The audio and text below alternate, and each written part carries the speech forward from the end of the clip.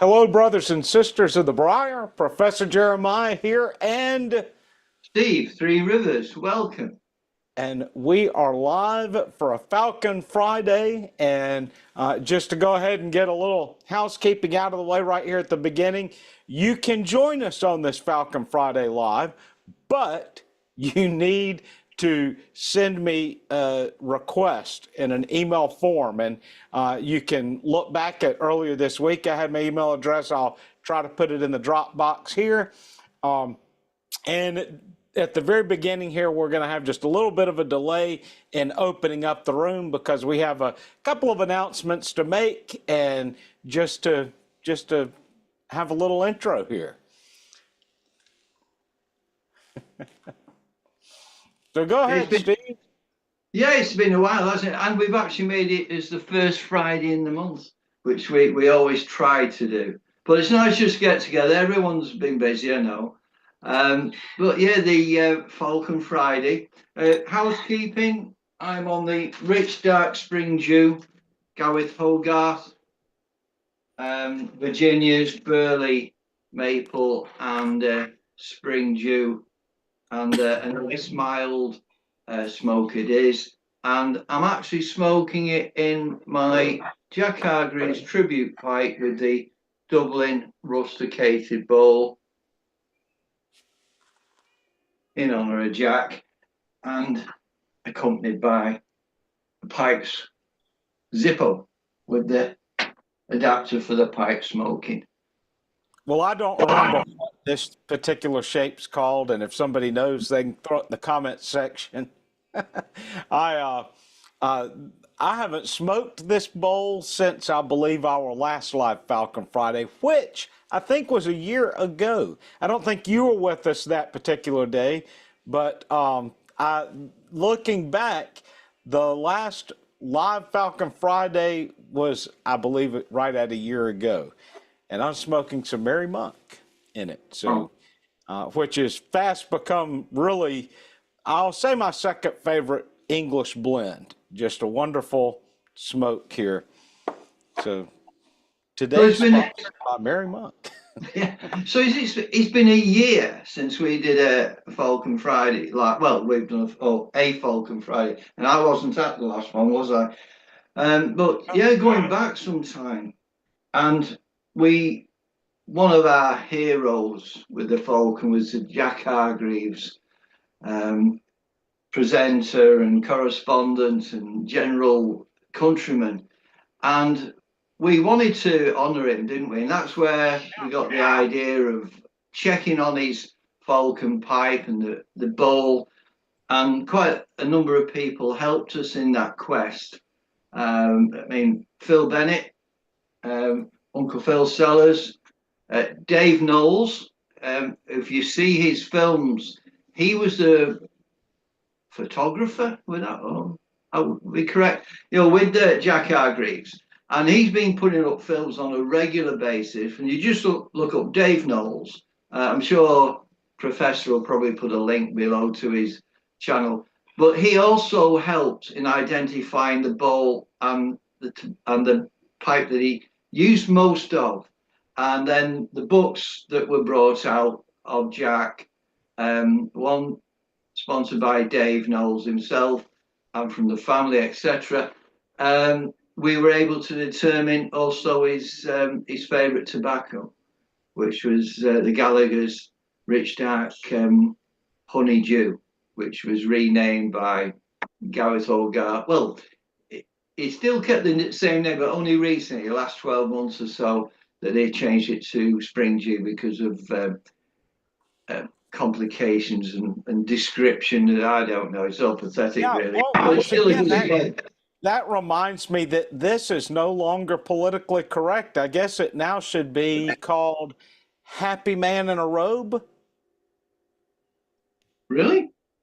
Well, so we don't, have undue influence towards religion. Well, it's pathetic. But I've got to the stage now. Because that honeydew was just making people say, I'd love some honey on some toast, but I think I'm just going to smoke it instead. Well, I mean, I've got here the Bob's chocolate. Again, that's now Bob's C. It's pathetic. Well, there you go. European common market. Who needs them? But there we go. But at the time, we wanted to launch the A pipe, a tribute pipe, and we worked in coordination with my smoking shop, Ben, Sarah, and Simon there, and we identified the right pipe and bowl, and within hours, it's up and it's running. Well, they were regularly selling out of this combination, and that's the only thing that slowed it up because Monday, where are we? Yeah, Monday this week, I just thought, well, I'll order a couple of tins of tobacco. Oh, one of these these reaming tool. This is an absolute belter, industrial strength. So I'm going through my pipe collection and bringing it up to date and making sure it's tickety boo. But I got a tin of Commonwealth and a tin of Perfection, which is just sort of the right words for that tobacco. And we did have Bob Gregory on Pith Helmet Matinee, who told us the back story to where Perfection got its name. So rather than go over old ground there, maybe you could put a link to that particular video, Professor. Yeah. That'd be good. But anyway, I thought, well, I'll phone up because we were going to, Professor and I were going to get together for a little chinwag on Zoom. I thought, well, rather than just phone up the my smoking shop, I will put an order in. And as I'm just deliberating over what I'm going to order, my mobile went off, and it was Sarah, my smoking shop. We have just had our 100th order for the Jack Hargreaves tribute pipe. And she was cockahoo. You know, I was delighted. And I know how many people out there have been supporting this. And the feedbacks we've been getting, and there were so many. I could start going on. I guarantee I'll miss some, so I don't want to do that. But just to say thank you to everybody that that's made this happen. It's remarkable. And I want to clarify because in the early days when you would talk about my smoking shop, I'm thinking you're meaning like my smoking shop, the shop where I go and buy my tobacco, and it wasn't until we really started running this promo that I realized that that was the name of the shop, my smoking shop. So I'll put the link. This will be the top link once the video finishes, because I know a lot of you will watch this after we filmed it or after the live stream. So after the live stream, I'll have a link to this pipe down in the bucket below. Maybe we can get them over 200 pipes having been sold. It's a wonderful price, and I would say really jump on it while it's still a low price, because I oftentimes tell people when it comes to tobacco, when it comes to pipes, you're probably not going to see a lower price in the future than what you see today. So I think it's a good deal. Get a little tobacco from them, and it's just you'll know that you're getting the actual Jack Hargreaves pipe. But again, one of the things with the Falcon is you're not locked into a particular shape.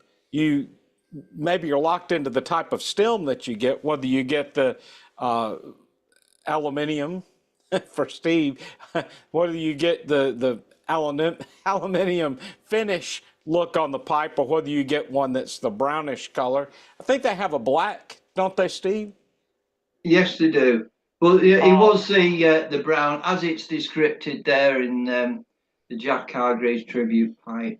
But you're not locked in on the bowl, because you can unscrew the bowl and put another bowl on it and keep this one for use. So I've thought it'd be neat to, and I think we talked about this in times past, I think it'd be neat to get a little 7-bowl stand that would have a little place for 7 bowls and just one stem.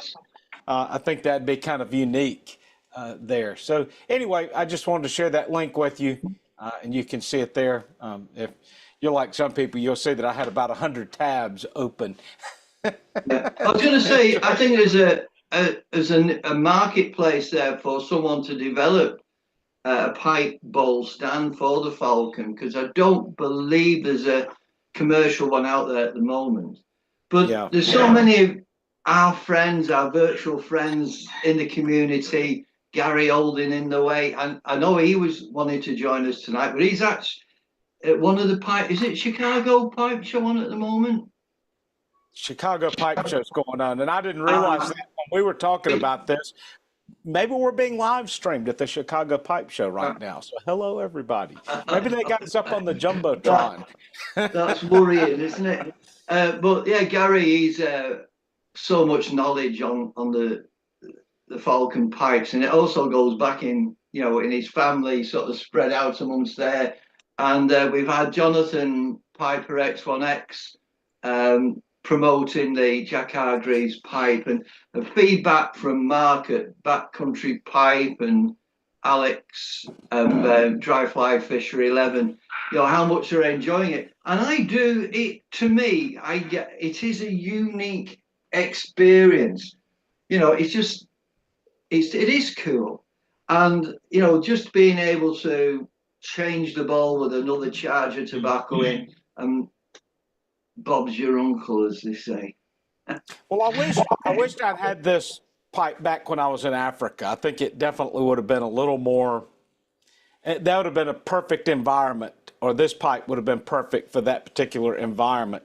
As I said, for many years, I think I might have had this pipe now for maybe about 12 or 13 years. And I had it when I was in Africa, but I didn't take it to Africa. I left this one here in the States. And I just saw it as the pipe that I used when I would cut the grass and do yard work. But I've come to have a greater appreciation for the Falcon now. And this one's when I really want a long smoke. I've got my chimney pipe, and I'll fill this up with some Mary Monk and just sit back and enjoy the evening. So it's a good smoke here as well. Well, I'll tell you what, we've got two people in the waiting room that wanting to join us. And I think we should go ahead and open it up to these two, one being a character. I was going to say, can I just mention a couple of things before we go through? Sure, we should. Does the wife need to be around for this announcement you're about to make? The chat room will be open. So if you're out there's been so many people have commented to me saying, I bought my Jack Hargreaves pipe, how much I'm enjoying it. Please just drop a line in and say, yeah, I'm in there with this.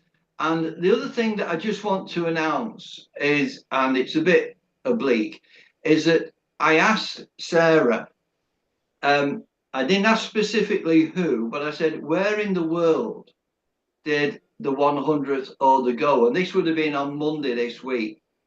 And I was happy, and I'm not giving anything away. She said it was a gentleman from the Middle England. So that's pretty, so Middle England. And the other thing, because this person won't know he's got the 100th pipe, but maybe if he hears this and say, well, that was me, he actually bought, I don't know how much, but it's 50 grams or more of the rich dark spring dew.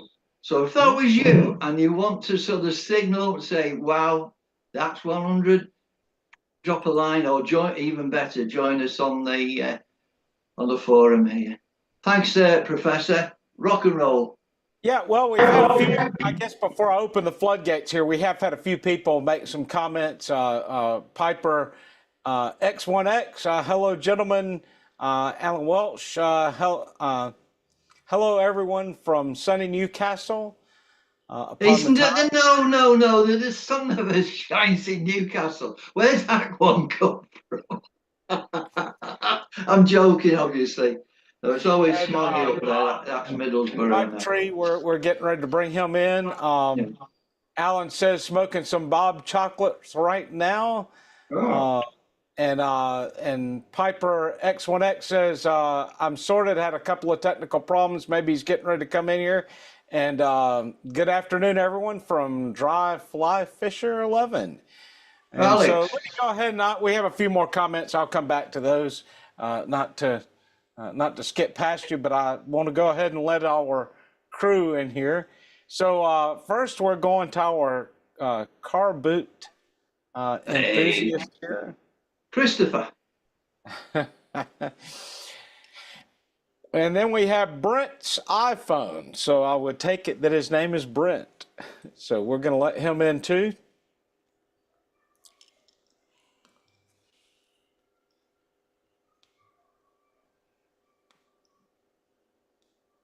Well, Pipe Tree's got, as I'm aware, the largest falcon in the world. And then we have Brent's iPhone. Greeting, Chris. So take it that his name is Brent. So we're going to let him in too. Well, I'm going to need him to turn the the stream off there or mute it. Well, Pipe Tree's got, as I'm aware, Hello, the Brent. largest falcon. Now he's got the chimney. In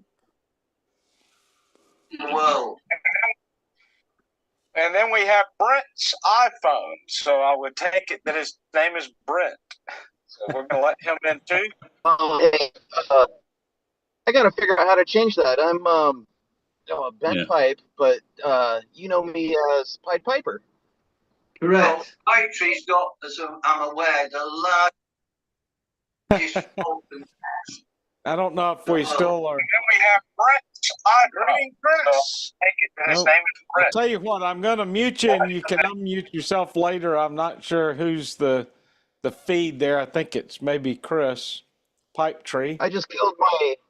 I was repeating. I just turned off my Bluetooth, so it should be better. Okay. Good deal. Well, welcome. How are things in your world today? Wonderful. You're all right there, Chris. Pipe Tree, are you with us?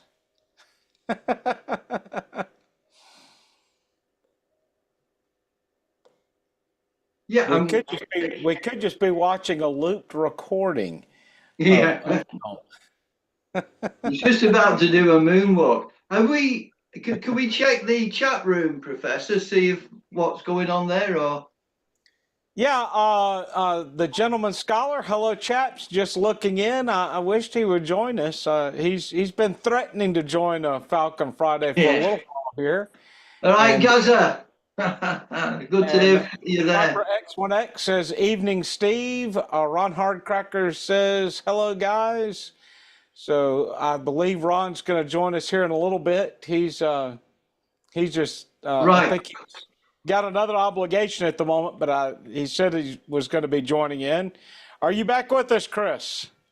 Yeah, I think so. There we go. Feedback I can hear you. Gone now, is it? Yeah, a bit of Jimi Hendrix there, Chris. Bit of nice feedback coming in earlier. Can I just ask, Jonathan, Piper X1X, I apologise now, but I was watching your video earlier today, or could have been last night, and it was a cop, and it was something southern. Oh, crikey, mate. Either put it in the chat room or come on and tell us about it. But it's one of those tobaccos that would be very apt for the people that come into this chat room today. I can't think what he was smoking, but it was cop, and it was southern something. Anyway, perhaps you can remind me. Piper's done one. I'm just realizing as I'm looking over the invitation that it said May 3rd, 2024. So there's somebody that got in their time machine and went back to join us today. It's only a rumor. So if I put my email address in the chat box. So if somebody wants to join in and didn't get the previous link, you can send that to me and I'll send you the invite over. I'm surprised nobody commented on my little hiccup in the date. But that was when we had the last Falcon Friday, was May 3rd, 2024. So because that was the last invitation there. So Steve, how frequently do you smoke your Falcon? No, about 2 or 3 at the moment. Probably more frequently because I've got the Rich Dark Spring Dew, and I have been enjoying the Bob's C in it as well. Sure, there was something else, but maybe 4 or 5 times a week at the moment. Okay. Either, well, yeah, depending on what I've been doing. But yes, I've been working out in the garden, whatever. I'll just sit down and have a bowl there. It's just about the right size for me. Anyway, you and Pied Piper have got a contest now to see who's got the tallest bowl. No, I take it back. Chris will have the tallest bowl. It's about 2 foot, isn't it, Chris? I meant the one you've got hiding behind the desk somewhere. Yeah, so silly of me to have forgotten about that one. There's nothing wrong with a Falcon. Family No, size. usually it's a bobsleigh or something. Hey, Chris, I notice you have a new box behind you, and I'm curious, is that a letter box or is it a tobacco box? This one. Yes, sir. No, this is a smoker's cabinet. Okay. It's got the Little pipe rest. pipe rest at the top. You must have just acquired the. No, I've had this years. Oh, well, I'm surprised you don't have your pipes up in it. It's usually buried underneath other junk. Yeah, you know, you got a pull-out drawer that's got. Yeah, it's a nice little smoker's cabinet for sure.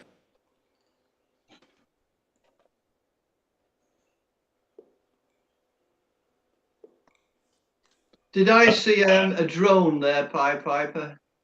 Oh yeah, I'm out screwing around with my drone. Just we got it back through the sunroof. Yeah, most days. We've got El Presidento. Bud's in the room. Yeah. Hey, welcome, Bud. Oh, Good to see you. Hi, Bud. Good to see you too. Oh, brilliant, Bud. A year's more growth on the old chin there, I think. That's it. Amazing. You ever portray Santa Claus? I Hold on. have not officially, no. I've been mistaken for him a few times by children. Most excellent. Who is it, excuse my ignorance again, the gentleman, a friend of yours, Bud, in your community who makes bowls for Falcons? Chris Plummer. Yeah, that's right. Oh yeah, he's in Australia, right? Say again? Oh, the guy who makes the bowls for the Falcons is out in Australia, isn't he? Oh, He also does that. That's Glenn. Glenn, yeah. famous for his very Drop there succinct works. tobacco reviews. Yeah. Straight and to the point. Yeah, that's a Kia. Yeah. I like it. I don't think he'd ever say I like it from that Kia. I wish we could get Glenn on here, but it's just not a good time for him. He's also a little shy, isn't he? Oh. Let's see. I'm checking to see right now for Glenn. It's 3:29 in the morning. So so that's why we don't see Glenn on the Falcon meetups. So you said you could have a stroke at any time.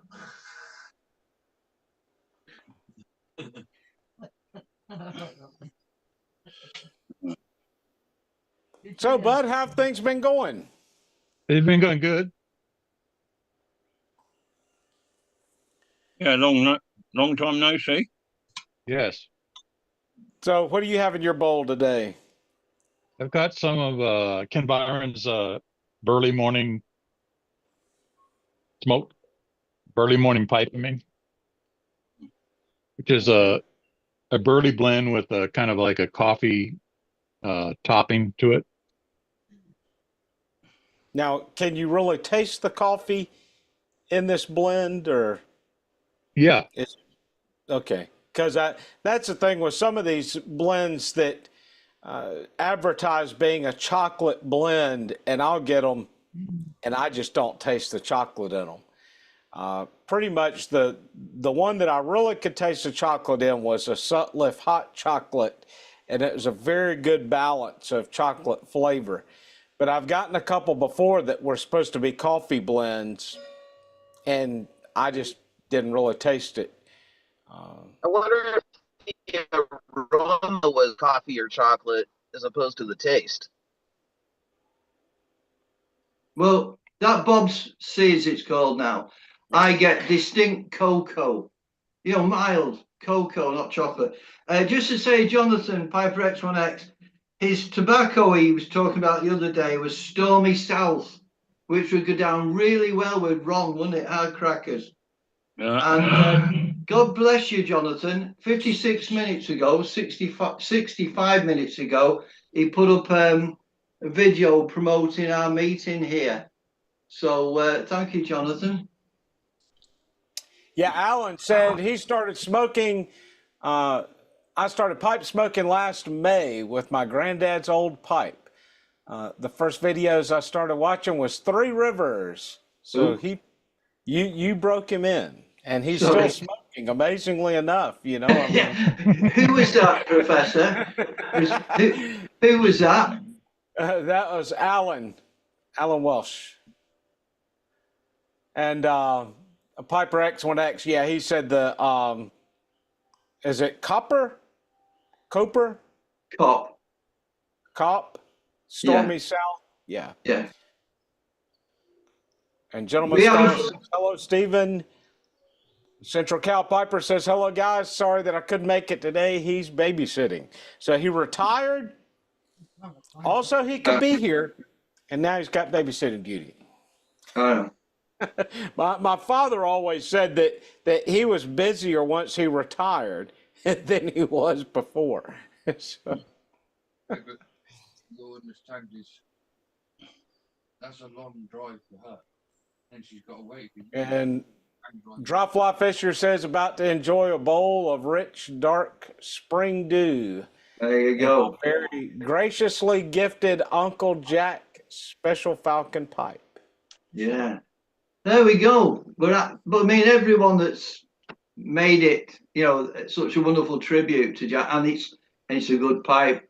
And that tobacco just goes, well, for me anyway, it's just right.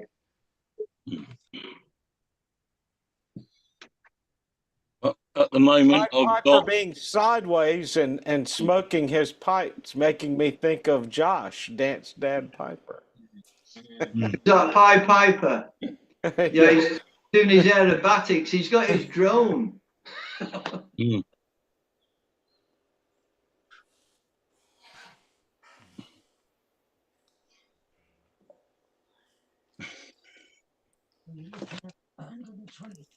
I did send I forwarded your email, Professor Jeremiah, to Chris and also to Tom Smith, who lives up in Davis, California, who's a pretty, he runs Pipes and Friends on Facebook, and he has a Zoom on Saturdays. Okay. And so I sent that to him also. And but they may not have gotten it in time, I don't know, or it might be doing something else. But I know Chris is probably working today, so. Yeah, we're probably losing some folks. I didn't really think of this. I didn't think of the Chicago Pipe Show. Part of it, it just falls off my radar because I don't plan on going to Chicago. Yeah. I'll hit the other pipe shows. I went to Muletown when they had it here recently up in Tennessee, and I'll just say I haven't talked about Muletown. It was an incredible pipe show, but it was literally elbow to elbow.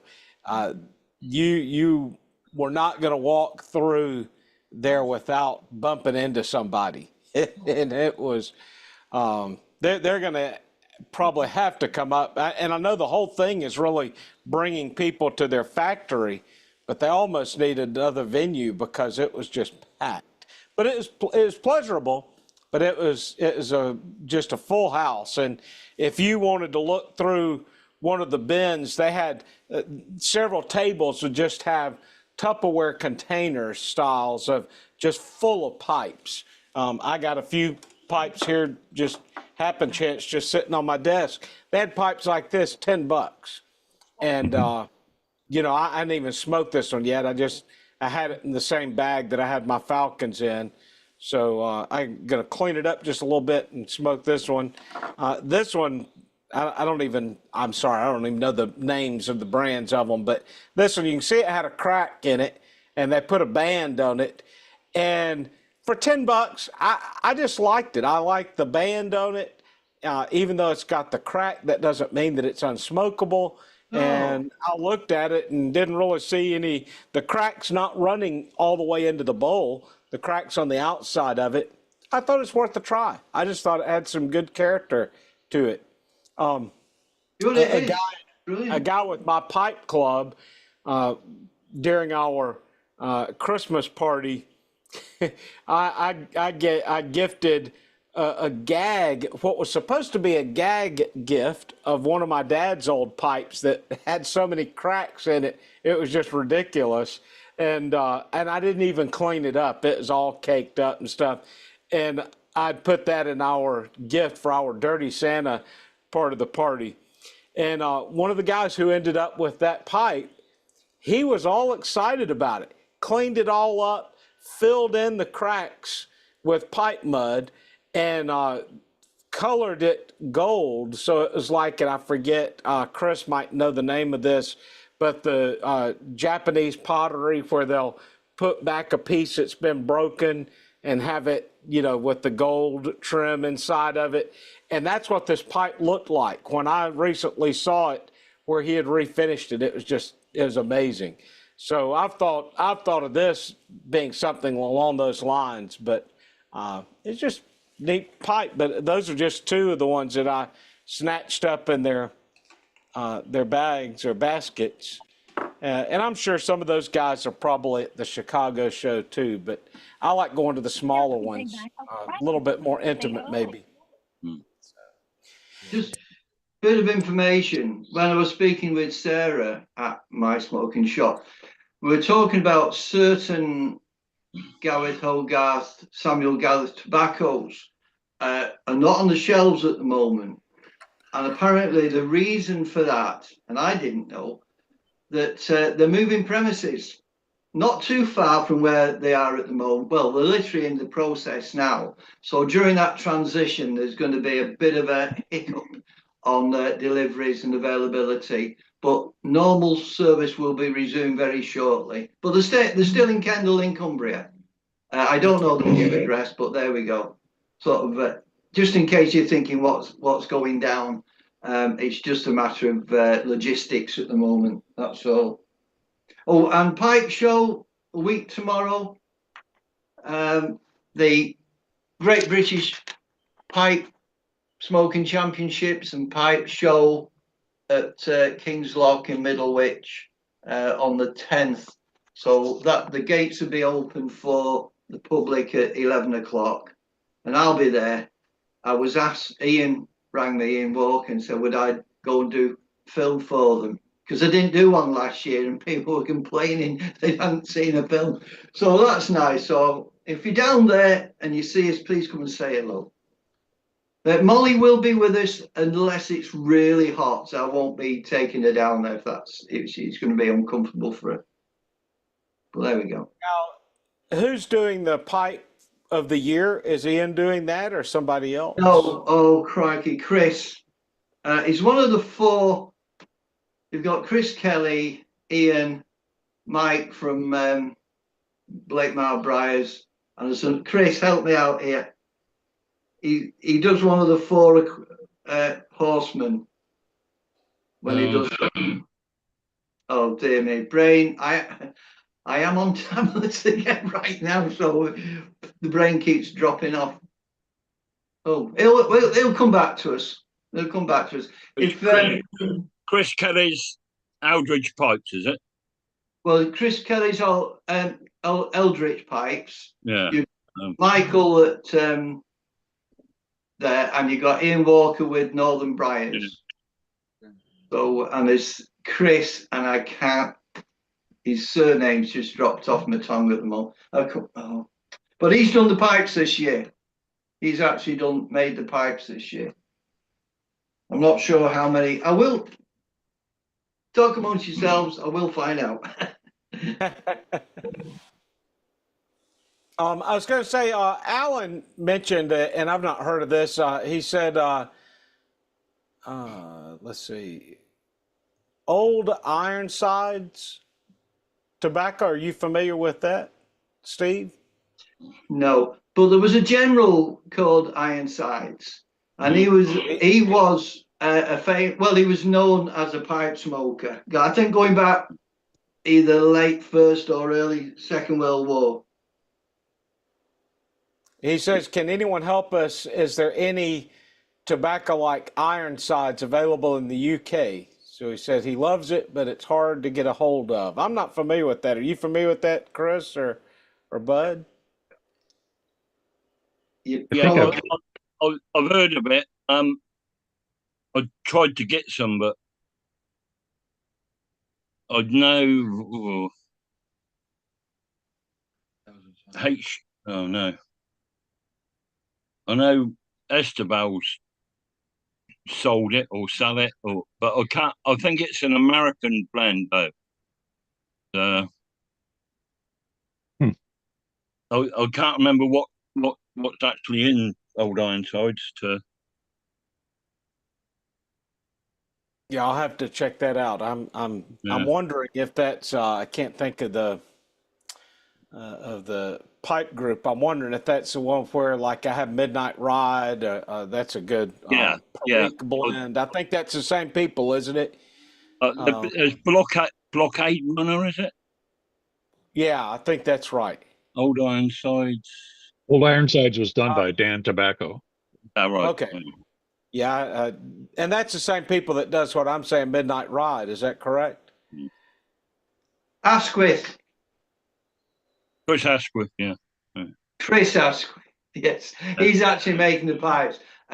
All four of them are exquisite pipe makers in their own right. And each you could put one of each down, and I'm pretty certain you were able to say which of the pipe makers produce that pipe, because they have their own little style, don't they? In particular, Chris Kelly and Eldritch. So there we go. My apologies.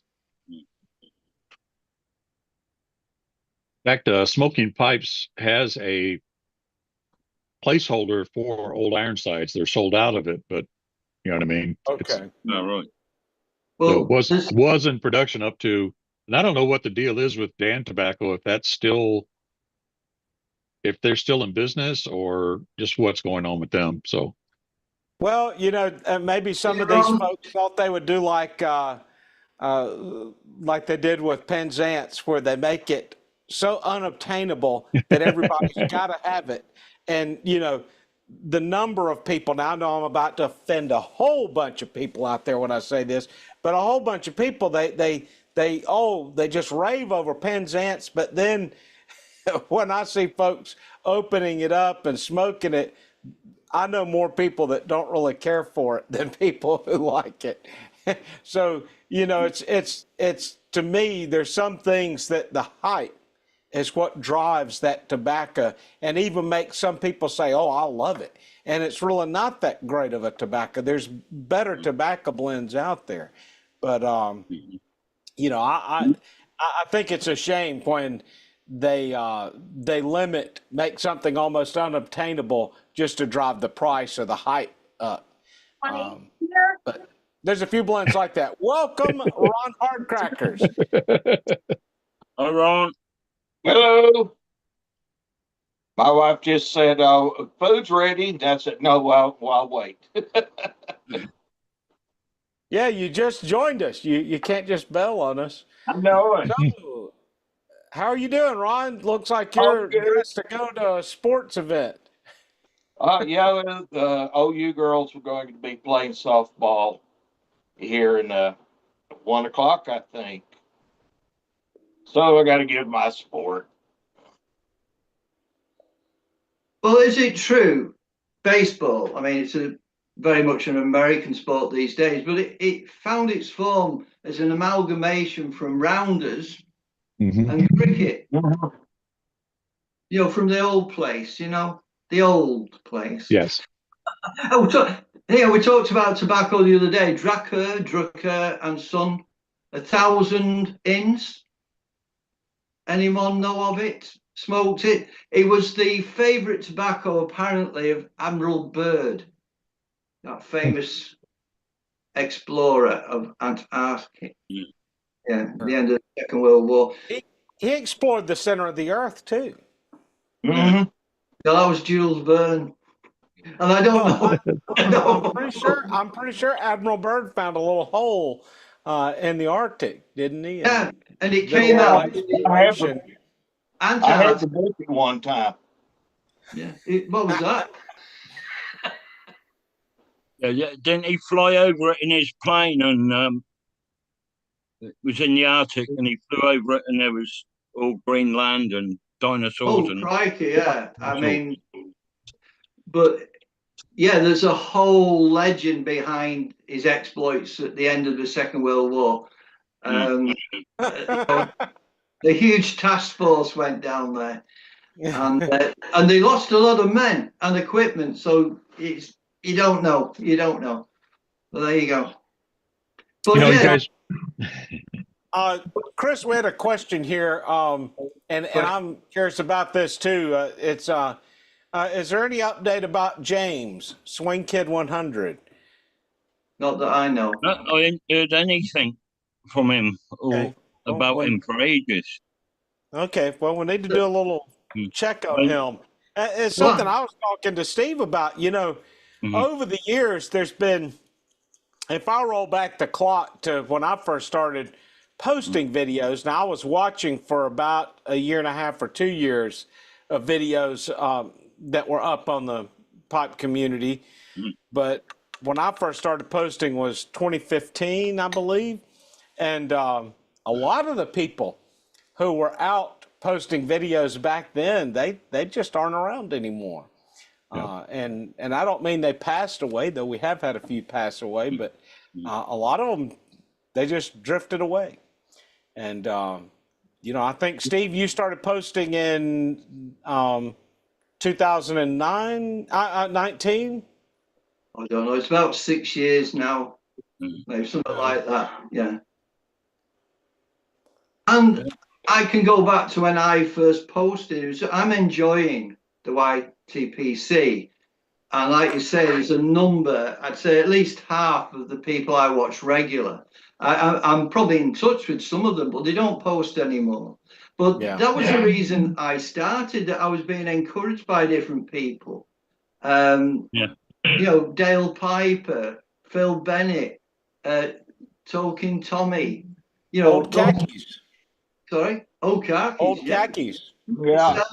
Stan Piper. And that's why I actually did one. Here I am talking to this thing the size of a matchbox, and no one's ever going to watch this. And but yes, it was just the community that encouraged me to start. But we've just gone across my mind now is Newton Piper, Carl. Wow, what a wonderful young gentleman, a musician. He put so much into the community. He was one of the stalwarts that any new piper coming in, he'd promote them. As like these days, you know, you get Jonathan X1X, he's Piper X1X. He does that, and Bob Trucking Piper, Bob, he's another one that, you know, he champions, you know, new commenters and channels onto the market. But yeah, I know we talk about the same tobaccos, but you know, things do change.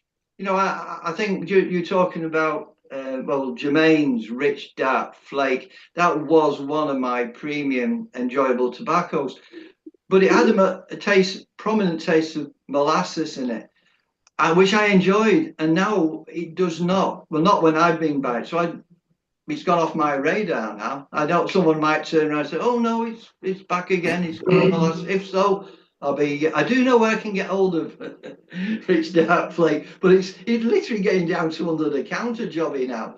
You know, certain people who supply it say, "Well, we only keep it for our regulars because it's so rare." You know, so which is nice. Well, there you go. I'm rabbiting. Yeah, I wish we would see something from Carl. And if he's posted, I just haven't caught it. You know, I haven't seen it. YouTube No. got really bad for a while about alerting you when somebody posted a video. And then there's times, as you say, you know, we each get busy. My life definitely has had a lot of different things going on in the last couple of years. Part of why I just wasn't posting the number of videos that I was. I mean, last year I was doing a video every day for Bible commentary on my Bible channel. And by the time I prepared for the video, even if it might only be a 5 or 15-minute video, I just didn't have time anymore to sit down and do a pipe video. So that was a part of it.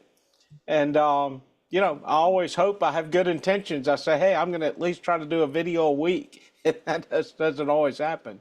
But, you know, I wished we would see some more of the old timers pop back in and have that time of fellowship with them once again. So, well, you talk about a video a day, and we all know how difficult that is. I think so. To be able to qualify some time specifically and keep it going.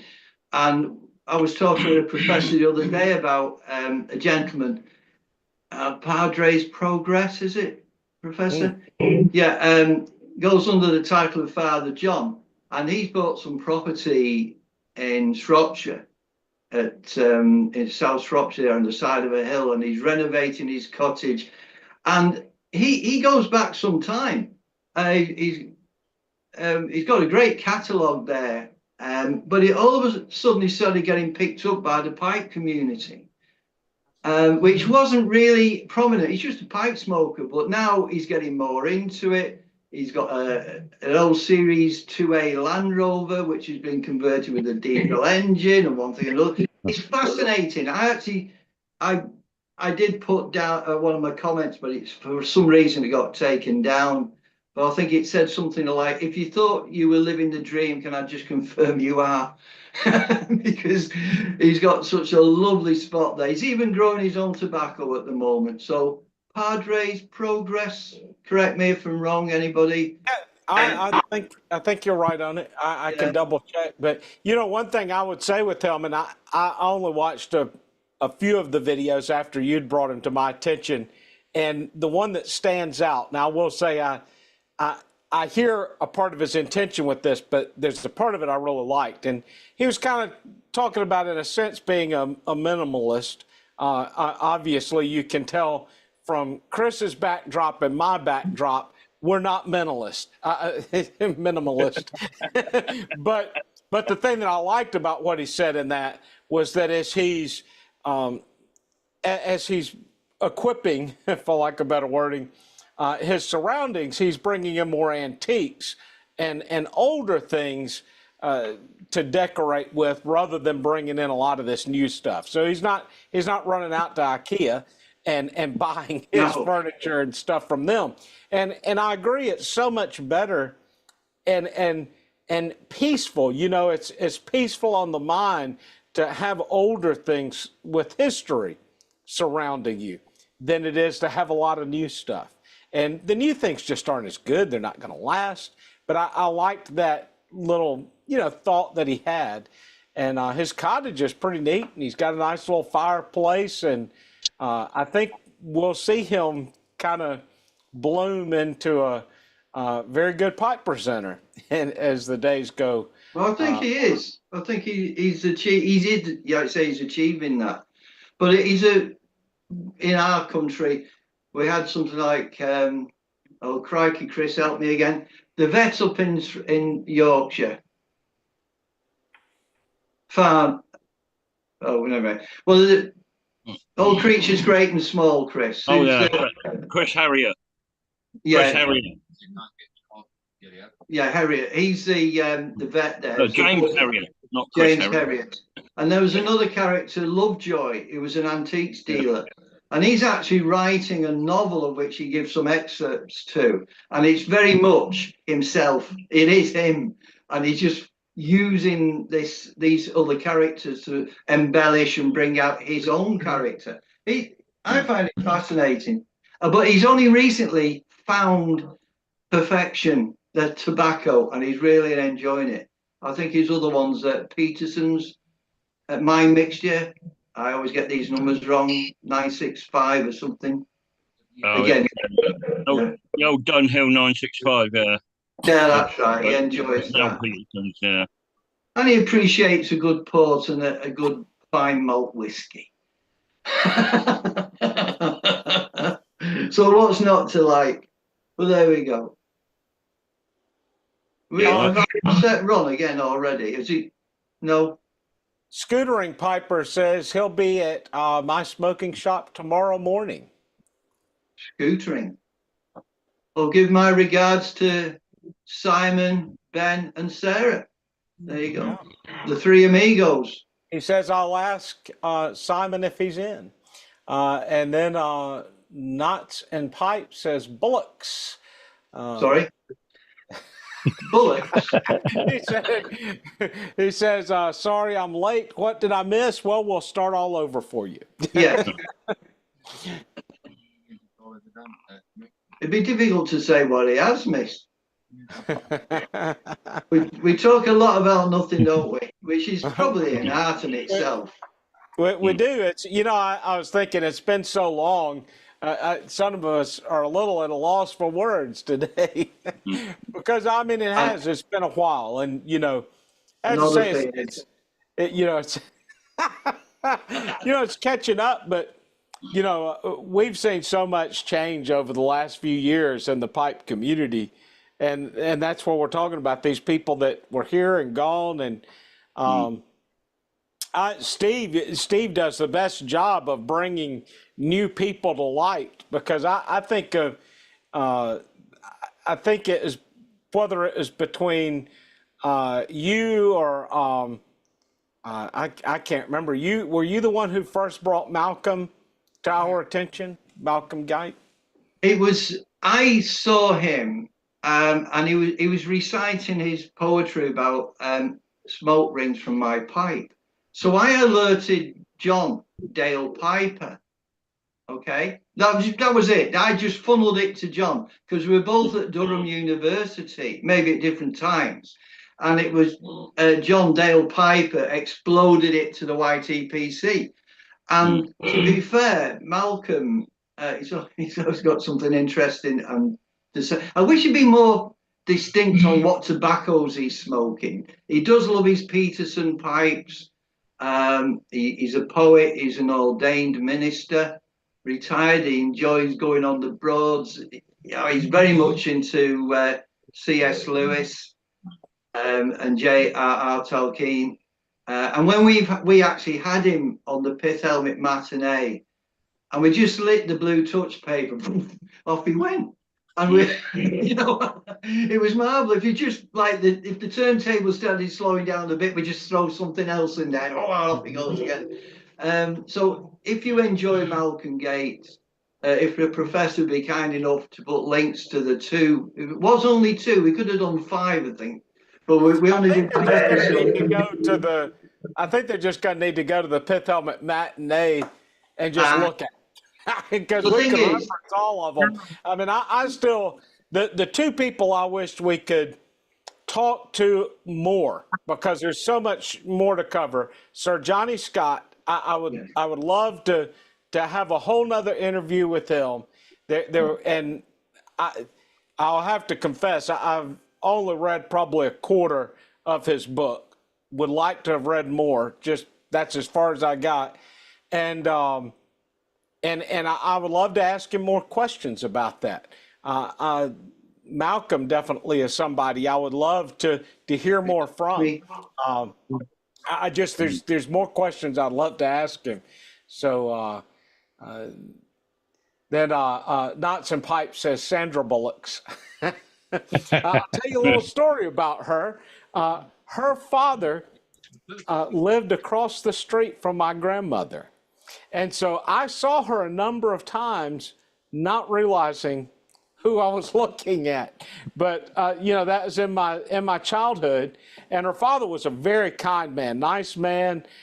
He was I want to say, I think he was the and I could be slightly wrong here, I think he was the postmaster for the European theater during WW2. So he was the man in charge of all mail delivery from the U.S.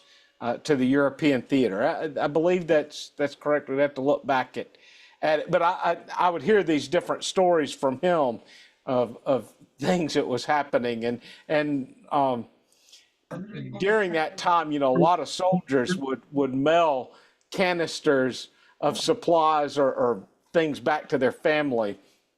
And at my family's lake house, one of the families that lived across the slough from ours, the man was a retired full-bird colonel. And during the war, he was put in charge of their local armory. And so his sons, two of his sons were at war in the European theater, and they would take empty shell casing canisters and fill them up with souvenirs, liberated items from the Germans, and they would send it to the armory to the attention of their colonel father. And because it was going to a colonel, well, it just bypassed all of these checks. And so at the end of the war, they had one entire bedroom at their lake cabin full of all this memorabilia. I never got to see it, but my dad would tell me about all the things that they had in there. So it sounded pretty amazing. And who knows what became of all those items. But, we used to say, the U.S. soldiers fought for the souvenirs more than anything else. Wait, just to jump in, Professor, the Johnny Scott, you said it's a heavy, no, there's so much information in it. But when I say so much information, holy shit. Yeah, exactly. But it's fascinating. I don't read it page to page. I'm literally flitting through the seasons, and that's what it's about. And I mentioned, it is just an amazing book, and the stories that he has. I would say it's a coffee table book, but crikey.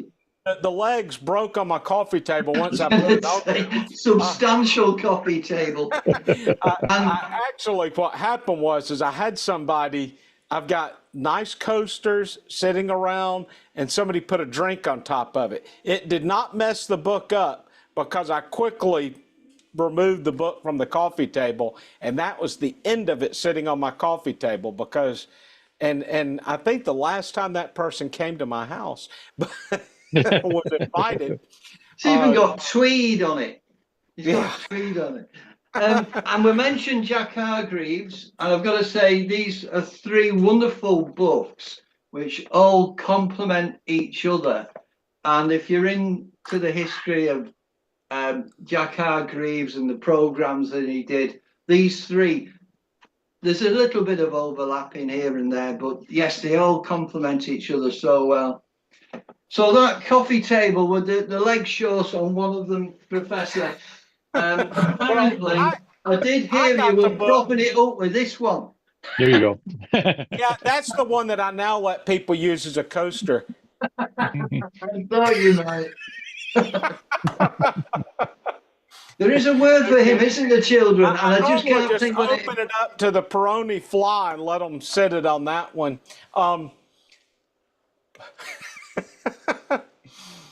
But Happy days. yeah, I was going to say, I mean, if you're interested in Sir Johnny Scott's book and you're thinking, man, this thing is too big for me to sit there and read, I have it on Kindle. So I can read it on my Kindle. And it's I like it on Kindle because I can highlight passages and go back to it and reference It's good it. reading, and the colour prints in there, the plates are wonderful. Yeah, but there we go. Oh, it's a big bang for your buck. I don't think I paid that much money for my copy, and it's definitely worth every penny. Just the amount of information that's in there. So,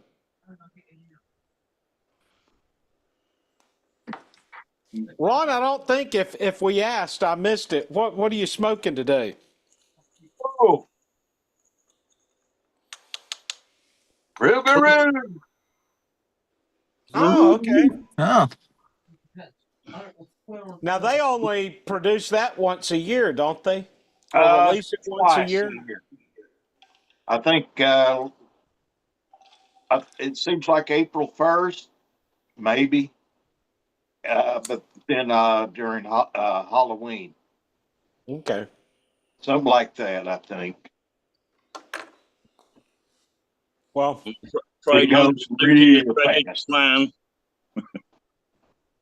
you've got your Clan. I've got a few pouches of Clan left. I think I've got two unopened and one open.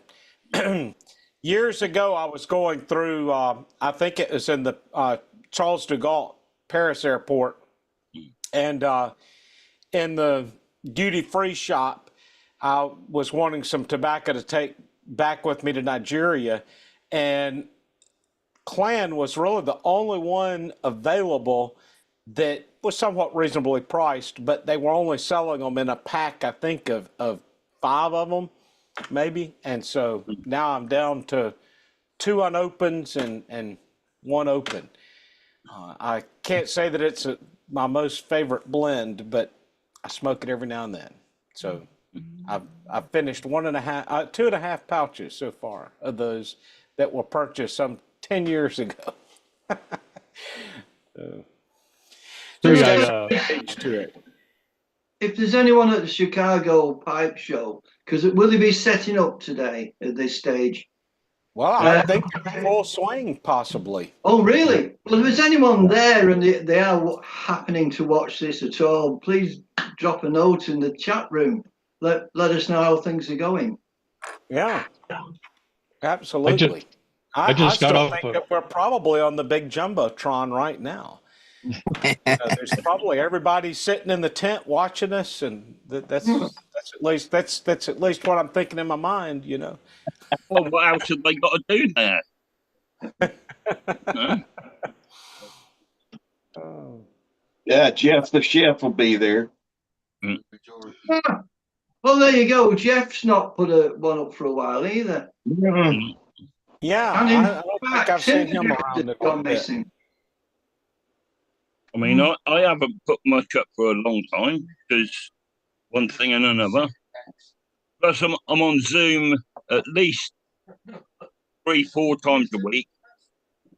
So I think I've been on YouTube, but I haven't. So, Knots and Pipes said he liked that bit of history. I'll give you a little bit more history with Sandra Bullock. So, this is one of these weird internet things.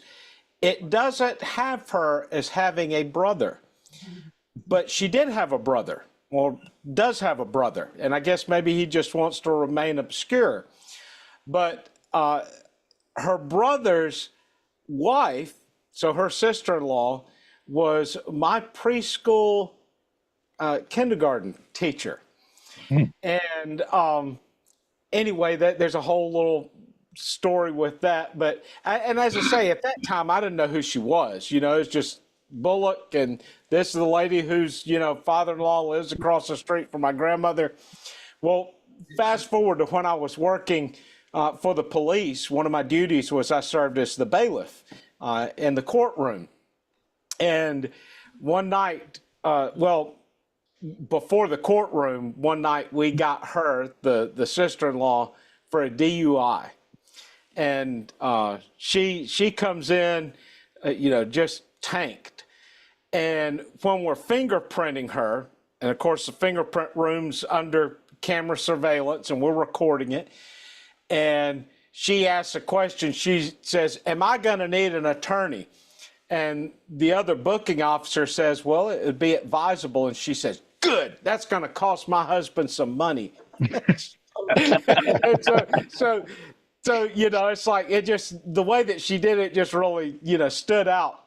So time comes for her to come to court, and they have a special court date because they wanted to request seeing the video. Well, when you see the video at that time, we would bring out, the monitor on wheels and VHS tape.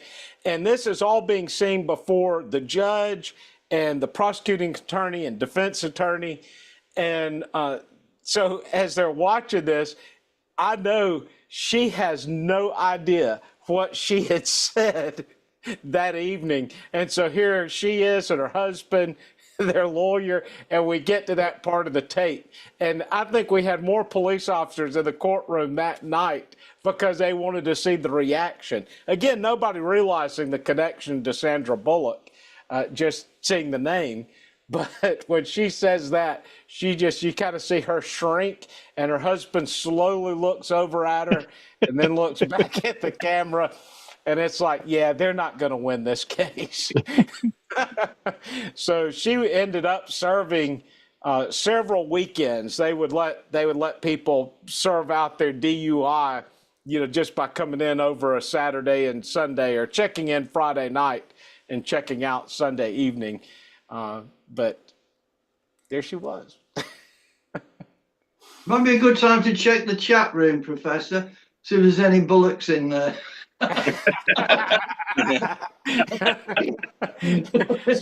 So those are my Sandra Bullock stories. Knots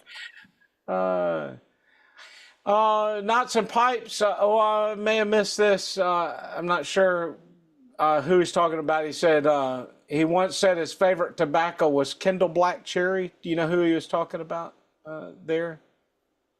We know of Kendall Black Cherry. Well, Malcolm Gates. That was one of his favorites. Okay, that must have been who he's talking about. Yeah, but he also liked the Petersons, Malcolm, didn't he? A lot of the Petersons. One's called Skiff, is it? Skiff Mixture. Skiff Mixture, yeah. Because he has I'm not a sailor as such, but I think he had a skiff down on the Broads, Norfolk Broads. He does have a vessel down there still, I think. Because his mother was a poet as well, wasn't she? His mother, yes. Well, he was born in Nigeria, wasn't he, Professor? If he wasn't born there, he spent time there with his. Yeah, his parents were expats at the time, and I think his father was a minister. I think so. I'm trying to remember. I'd have to go back and watch that again to remember that. But yeah, I think he was a missionary kid. So yeah, missionary kid. Excellent. Well, that's what they call them. Okay, missionary kids. They made movies about that. Missionary kid. Yeah. No one talks to him. Any comments, so little time. Sandra Bullock. You're making me think of actually Eva Green. Is it Eva Green? And she was a sort of fanciful film with these kids in a time loop, and she smoked a pipe. And Ian Walker actually made that pipe. Yeah. He also made a pipe for Brett. in the Sherlock Holmes series, proper calabash. And I actually think I used that photograph of it on one of my videos as mystery tobaccos it was at the time, when I was given an absolute huge amount of tobaccos. I didn't, going back to the 40s and 50s. And that's what I was asking people, and I actually took it to the Glossop Pipe Club and distributed it amongst them. And all the tobaccos were revived, with a little bit of distilled water or whatever was necessary. And they all smoked well. There you go. Happy days. Miss Peregrine's Home for Peculiar Children. Is that the movie? I knew you'd never let me down. It's that blues harp, isn't it? Hey, we have that in common. It's in our blood. That's right. Molly doesn't like me playing my blues harp, so I don't. In fact, no one likes me playing my blues harp. To think of it, yeah. Happy days. Oh, here we go. I think any animal pretty much doesn't like it. So. Yeah. Dogs and cats. In G, bud. All right. Yeah. Happy days. Blues and F. Well, we used to play. Like me playing my jaw harp either. What was that? You look like my wife didn't like me playing my jaw harp either. So that the twangy twang. Fortunately, guys, I can't pull it out and play it for you because I don't know where it is. Your wife probably knows where it is. That's what I bet the wife knows where it is, and so does the garbage in the morning, twang, twang, twang. Don't pull that thing away. It's under the leg of the coffee table. Yeah. Oh, with that book, that green book. You terrible people.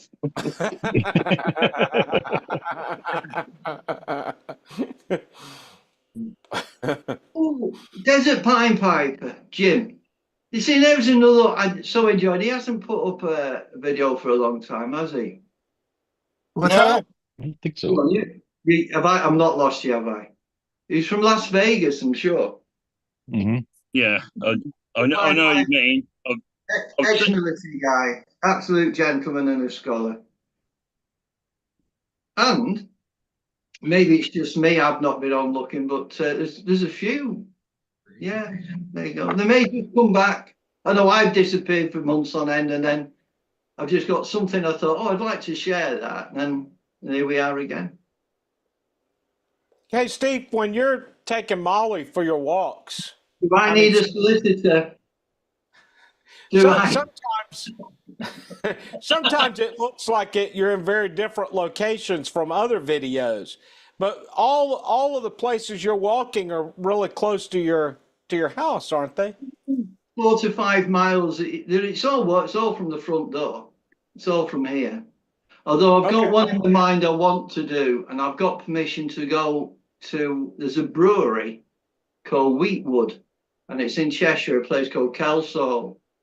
And I spoke to the lady in charge of marketing there, and she said, "Oh yeah, we can set up an area for pipe smoking." Because I was going to go down. It's one of those places. I'm going to say like Stonehenge Minstrel and 13 Pipes. I could so enjoy a good hour or so having a chin wag and a pipe and a pint with those gents, because I know they enjoy their brews, and in particular. Stonehenge Minstrel does like the Wheatwood, the bitter. I think there's one called Cheshire Cat he likes. There you go. So I will be doing at least one there, and then there's next Saturday is a week tomorrow is the pipe competition. There we go. Have I plugged that enough yet? Which is pipe smoking competition. So when you go to these places, most of them you're just walking out your front door and just taking off, or do you have to drive to some of them? No. But where I'm here and blessed, and it's the wildlife. I mean, this morning, two partridge took off. Well, they mate for life. The partridge, well, they only got a life expectancy of about 3 years. But I would say over the last 15, 20 years, there's always been pheasant, producing coveys in this area each season, come spring. And we've got roe deer around here, which we had infrequently, but, we've got, see them walking down the railway line, or they might find them in some of the woods there. The amount of owls that we've got. Woodpecker, the warblers are in and around the place at the moment. It's just nice, and people, I tend to get out fairly early, but just recently I've been going out a little bit later, and I'll bump into traffic, other dog walkers. The dogs always, well, Molly gets on with everybody, and every dog. So it's nice to have a chat with them. It's amazing how many of those are noticing the wildlife, that we've got. It's great. Now, any more sightings of the black cat? No, I haven't. But the area that it was prolific in, as I say, other people have had similar experiences. But yeah, that was something else. 1, 2, 3, 4 sightings I had over a period of 2 years.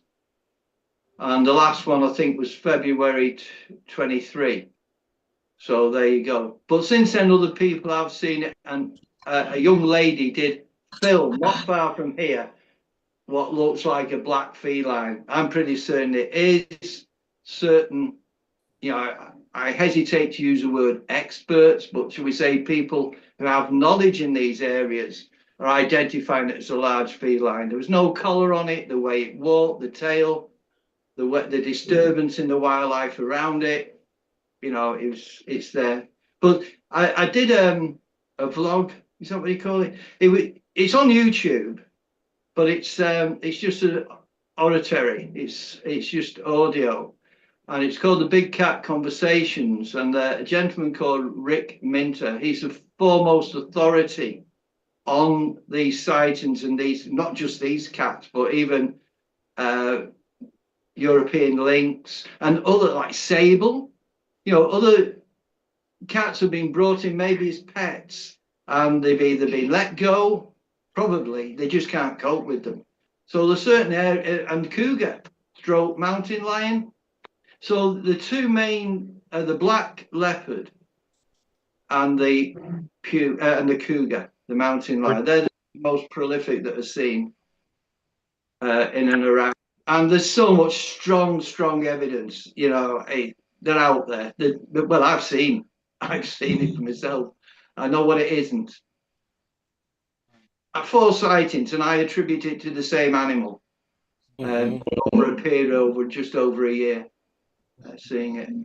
But no, I haven't seen. But I've not been. I was never looking for it. It just was there. But the area that I would expect, if I was going to put trail cams, there are deer in that area, and I've just not been. I've had a few challenges with the knee, so I just depends how far I can actually know I can get back. That's the thing. Otherwise, I'd be looking for scratch marks. I'd be looking for, if it'd been raining the night before, into certain areas for paw prints.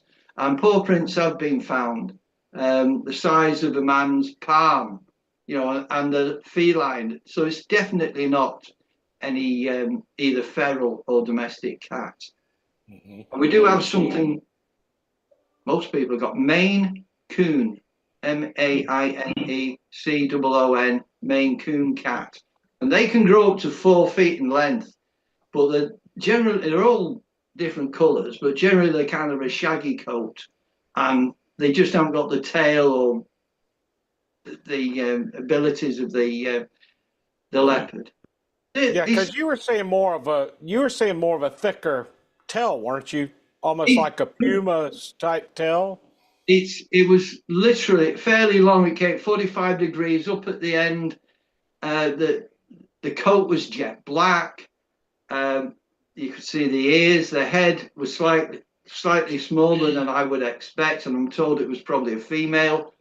And the best view I got was 20 minutes or 18 minutes past 3 one frosty morning in February 2023. I'm looking out. I've just been to the bathroom, as you do, and I'm looking out the bedroom window, just seeing what the weather's going to be like. It was frosty, ready to take Molly out round about dawn. And there it is. It's in, we're right on the edge of the conurbation. It was coming up the lane here outside. And the next door, I've got a security camera and light. And there was a domestic moggy, obviously knows the area, used to it, and it just triggered the lamp and it came on. And this thing just went flew. And at the time it did have a limp, a pronounced limp on its front left paw. And it just flew down into the estate. So he was probably scavenging at that time. But he didn't want to hang around.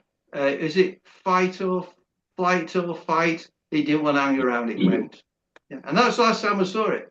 And I just remembered, I'm wondering if I'll ever see it again. Will it survive? I had more concern for it than anything else. But it's certainly of a size then that you wouldn't want to corner the thing. I don't think it's like snakes, isn't it? Generally, if they know you're around, they want to be away. Right. I mean, we've got the adder in this country that's poisonous.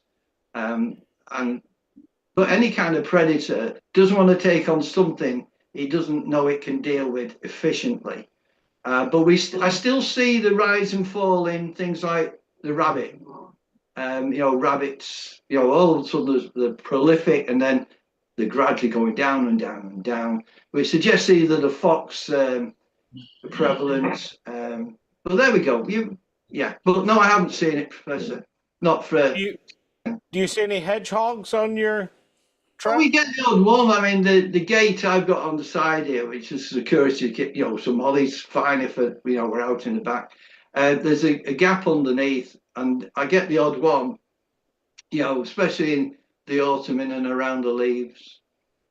But they're being decimated now with roads and things. They're still around, but not as prolific as they used to be. I think you'll have a much larger hedgehog than what we had in Africa. We had a lot of them in Africa, but they didn't get that large. I think your hedgehogs are a bit bulkier. Yeah, I mean, they just roll up in a ball if they're challenged. Yeah. But I think there's this thing about them taking cow's milk, but they don't. They're worms and beetles, and I think they even take ground nesting birds and eggs, that kind of thing, if they get opportunity.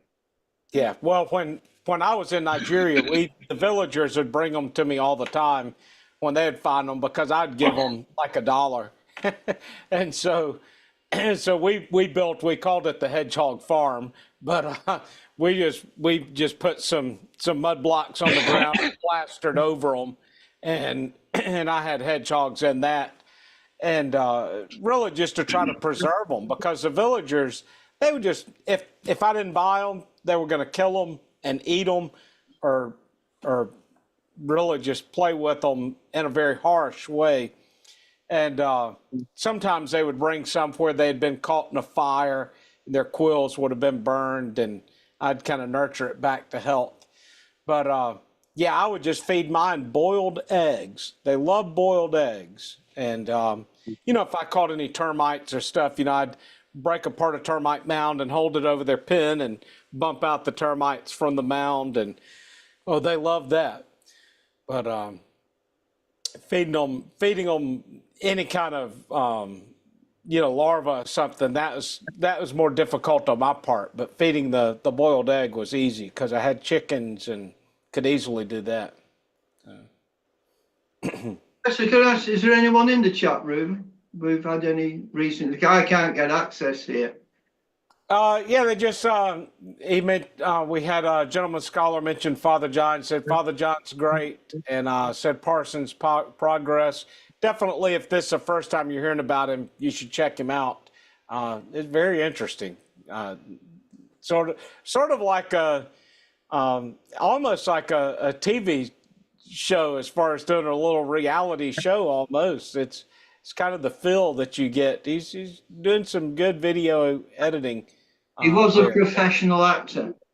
Yeah. No, for sure. seriously, he's been in many films and series. Oh crap, Middlemarsh was his surname, I think. I can't remember the Christian name that he used at the time.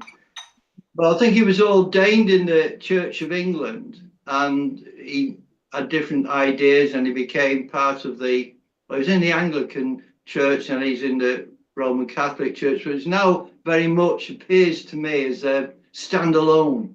You know, no, he's not That's what putting it his. seems like. Yeah, he's not putting his colours to anybody's mast. He's very much his own. Yeah.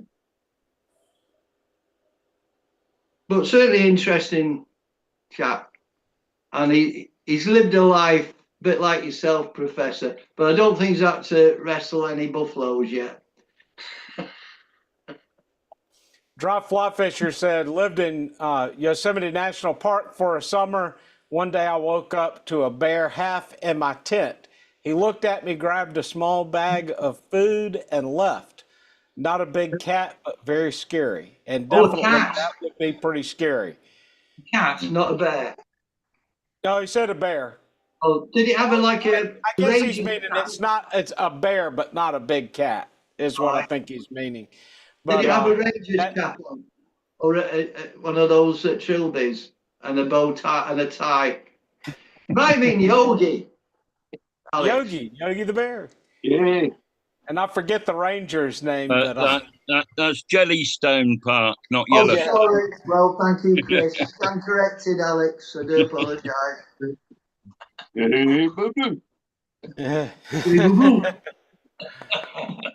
That reminds me of, I may have told this story before, but one of the wildlife parks that I would go to in Nigeria, there was a Welshman that was in charge of the anti-poacher patrol there. And I got to have a number of adventures with him around the park. At one point, he had a paraglider, and he was counting the elephants in the park and using that also to detect where poachers were. And I'll come back to that. But he was telling me about being careful around the park at night. His hut was just right at the beginning of the park, but the beginning of where the lodges were. So he was closer to the bush in the park. And he said one night he's sitting out on the veranda of his lodge, and he said, you just get this sense of that something or somebody's watching you. And so he took his torch and is shining it around the porch and out into the brush. And he says, all of a sudden, here's these glowing eyes. And as his eyes came into focus, there's just this male lion just sitting there, just laid out watching him. And he said all he could do is just slowly get up and slowly back into the door. Because he said it was literally, just sitting there, just kind of waiting its time to pounce. But, he said that was a pretty scary moment there. So when I was with him in the paraglider, we had found this one place where the poachers had been camped at, and it looked like it was still recent activity. And as we're flying and coming back towards the main part of the camp, we pass over this elephant carcass, and it had been there for a few days. And I don't know how many feet we were up in the air. We were pretty far above it. But wow, when we hit the spot just right over the elephant, the stench was just, I just would have never have dreamed of the stench of this dead elephant, just the smell coming that far up into the air. But it was just unbearable. But right about that moment, this dead carcass of the elephant starts moving. And it's like, this thing's dead, so why is it moving? And you're seeing like the body of the elephant pulsing, and all of a sudden, all of these pigs start just pouring out of the inside of it. So, all of them were up inside the elephant. It's crazy, but something else. So warthogs, but all of them all the warthogs just started pouring out, and the stench was even worse then. But thankfully, we moved on. But the elephant had been killed by poachers, of course, for the tusk. Now, none of that. I never saw any elephants in the park that had any really large tusk. They were smaller. I don't know if it was the age of the elephants or that particular type of elephant, but their tusks weren't extremely large. But the poachers would still go after them. But that's one of my stories from the park. Well, one of a story, and the most fascinating one I remember you reciting. I'm trying not to butcher it here, but it was about one of the wise men, and a medicine man. Was he? It was a more paranormal experience you had. Am I giving you enough to work with there? The witch doctor in our village? Yeah. Is it not a good time to talk about that? Yeah, I can talk about it. Are you meaning the trailer on the Rover? Well, I know it was fascinating. If I say fascinating, because people don't want you having nightmares. That is the one, isn't it? I found it. You couldn't explain it, could you? Really? You can say what happened, but you can't explain it. Well, I'm wondering which story, because I have several, but Why do I think Harlequin comes into it? Like a Harlequin. Was he in black and white? Are you meaning the one with the monkey in the house? Could be. Could be. Well, that's a long story. Oh, maybe for next month, kids. I'll have to come back and tell that story. Yeah. I was He's telling to a men's church group last night. I was telling a story that I probably, and I was thinking about this. I need to come on and tell a few of these stories. Just stand alone, just tell the stories, because I was telling the story about the time we had just a mass riots in the city where we would go to get our supplies. And when I was leaving to go back to the village, there was still a lot of fighting that was happening. It was all tribal fighting. News media would have it between Christians and Muslims, but it was really tribal. But it's just this tribe tends to be Muslim and this tribe tended to be Christian. But the story where they all, I come up into this marketplace on my way out of town, and the people all surround my Land Rover and are shaking it and wanting to flip it with me in it. And I'll come back and tell that whole story. But I was telling that last night to a church group. It was all men. Normally, I don't tell this story in church because it'll be all these women, and I tell people that no mother would ever allow her child to go to the mission field after hearing that story. Trooper involved in that? Was Trooper in that story? No, that was Mooby. Mooby. Yeah. Right. That was my Chow Lab mix. And the best dog I ever had. Cover your ears, Trooper. If Trooper had been with me, it probably would have been just as bad. But that dog just snapped, and there was spit flying all over the place, and the crowd. I'm now telling the story, but I'll tell the story in full another day. But the crowd suddenly released the vehicle because of how ferocious the dog became. She's just sitting in the passenger seat with me, and she just gives me a look like, look at what I did. And then she did it all over again, and the crowd stepped back far enough for me to drive through. Now, I could have driven over the people, but as I've said before to folks, I said last night, if I if I had just stepped on it and driven over the people, I just might as well as go straight to the airport, because that would be the end of my ministry in Nigeria.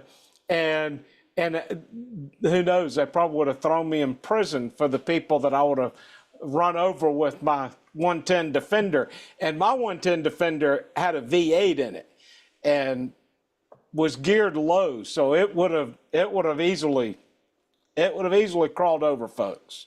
No problem with that. So you were the Nigerian Land Rover dealer earlier this time. See what he I think you'd have to have got the look. I miss that 110 Defender, and I had a great NATO trailer with it too, and I miss that whole setup. And the sad thing was, when I had to sell it, I sold it for $3,500. In the U.S., that would have brought me easily $35,000, but I couldn't bring it to the U.S. because it didn't meet U.S. emissions control. But I mean, I had a brand new V8 in it, and it was a Land Rover V8. But when I got it, they had pulled the TDI engine out of it and put in a 4-cylinder gas engine, probably using that diesel for a generator somewhere in the country. And that 4-cylinder Rover engine that they put in it just didn't have any power. And for me, going in and out of the village, if you've ever seen Camel Trophy, that is the yearly rally that they used to do, sponsored by Camel Tobacco. The thing is for me, going in and out of the village, it was about like a Camel Trophy expedition every time. It would take me 2 hours to drive 12 miles. And that's how rough the roads were. And there were times that if there had been a big rain, we would have to carry the chainsaw with us, because the ruts would be so great in the road that rather than filling in the ruts with more soil, I would just cut down a tree, cut it into pieces, and roll the logs over into the ruts, and then put a little bit of soil over the top of the tree trunk that we had just dropped into the rut. That's how bad it would be. So that wasn't every day. 6 months out of the year, it'd be a rainy season. And for about 1.5 to 2 months, we didn't even drive in and out of the village because it was so bad. So people today will ask me, why I don't take my Jeep off-roading, or why I don't take my M35 military truck off-roading. It's because I did enough off-roading to last me a lifetime. So those days are long gone, I hope. That is very tiring and stressful. So I'm only 25, and look at my beard now.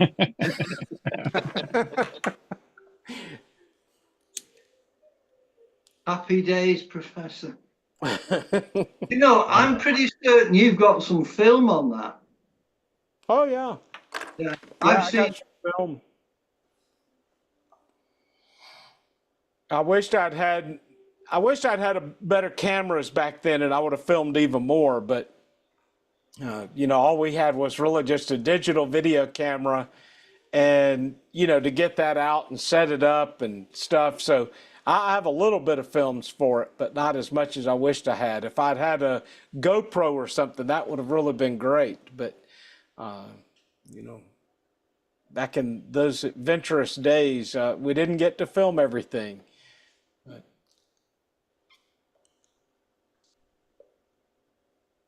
Well, I've changed up to me Jack Hargreaves tribute. Oh, well done. Awesome. Okay. With some Rustica in it.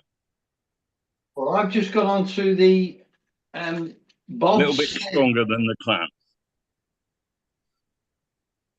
Sorry, it's clan. A little bit stronger than the clan. Yeah. Rustica. I've just gone on to this Bob's well, Bob's chocolate. And I say it's just you can sense. Yeah, I can sense the. I call it cocoa. It's quite a pleasant smoke, and that's why I've just changed the bowl and put it in. But it's a flake. Well, I'm just smoking some vanilla custard in this one. Yeah, well done. I could say I changed the bowl, but I actually changed the pipe. So Yeah, dark bird's eye. Wow. oh, you yeah, know- you got one of the twisted bowls. You know, I mean, twisted stilms. The first time I saw one of those, I must confess, I actually thought somebody had just twisted one of them. I didn't realize it was made that way. And I'm thinking, wow, that was like, I thought, how did they do that? Heated it up and, but. Well, that's how it come about. The workers in the factory used to heat them up and twist them, and it sort of caught on, so they started making them like that. Well, it's a neat design. It's a unique, and I like the shaft or whatever you would say being a different color makes it stand out more. I think I would be closer to buying one like that than I would just where it's all the same color. Mm. Bud, is that a twist? The tobacco, the three, is it 2X, 3X? You smoking, Bud? No, it's actually, I'm just smoking it's kind of like a kitchen sink blend that the guy at the Pipe Club did a long time ago. So, Well, I got some Gareth Hogarth Irish twist maple, and it comes in a rope. And I cut it into coins, as it said, teased it, all the rest of it. And boy, could I keep it lit? No. And when it, well, not all the time, but when I did, I enjoyed it. But I tell you what, it crept up on me. And I still can't find my socks. It blew them clean off. It was, I hadn't smoked for a few days, you know, and then bang. Drop Fly Fisher, he mentioned the story, and I don't know if this is the one you're talking about, Steve. It really wasn't as much my personal story, but I told this one on here, the story of the checkered man. That's and you it. can go back and find that one. That's and the one. Interesting enough, that's one of those. I have a couple of videos that I've always been surprised that they had such few views. The story of the checkered man, I thought that would be one that'd have a lot of views, and there's very few views for that. Another one is where I talk about my grandfather, and I'm wearing, this was my mom's father, and I'm wearing a hat, a Stetson hat that was his, and I talk about him building railroad boxcars and how I had tracked down one of the boxcars that he had been a part of building, that it was, he worked for Pullman Standard in Bessemer, Alabama, and this was something that always sat on my grandmother's desk, and I so wanted it. It was the 200,000th freight car made by Pullman Standard, and upon the passing of my grandmother, this was one of those things that I took off the desk and stuck it in my pocket because I knew nobody else would appreciate it like I did, and yet I knew other people would still try to get it. And so it sits right on my desk. But now the interesting thing, they make this an N gauge and HO gauge, I think. And a while back, a museum tracked down this boxcar, and they've refurbished it. And I forget what museum it's at, but it's at a museum. But nobody probably still has this, but I have it because my grandfather was the one overseeing the building of this car. The one thing that I hate that I never got, and I remembered where it was, but when I went looking for it, I couldn't find it. And I don't know if it was for this boxcar, but he had out in their well house, he had one of the blueprints for a boxcar. And I want to say it might have been about 2.5 feet by maybe a foot and a half, the blueprints for the box car. I wished I had that. I'd love to have that framed and in my office. But yeah, that video that I did, very few views, don't know why. And then the video of the story of the checkered man, which is something else. But say, well done, Alex. Well done, Alex. That's the one. Definitely, 100%. Fascinating. Fascinating. yeah, I thought you were maybe meaning and I think I've told this story on here before, but if not, I'll come back and tell it again. The story of the village witch doctor basically astrologically projecting himself into our house in the city. I didn't see that, but one of our monkeys saw it. And I know now maybe I have enticed people to watch that video when I post it, but but it was something else. I remember that one as well. Yeah. So you had a conversation with the monkey about what he saw? Is that what happened? no, well, I just yeah, we're jumping out there.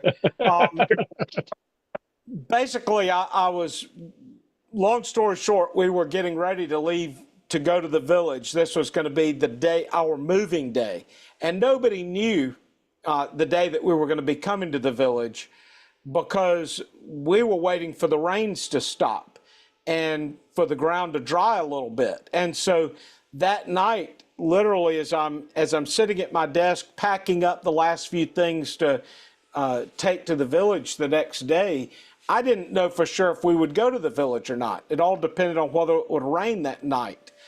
And as I'm at my desk, the monkey's cage was behind me. And the monkey normally would sleep at night. And so all of a sudden, the monkey stands up straight in the cage and starts screaming. And it's looking at the front door of the house. It's two glass French doors. And the monkey starts following something like it's walking across the parlor. And so my thought was that it was a snake that the monkey was seeing. And the dogs weren't reacting, but the monkey was. And the monkey's just screaming bloody murder.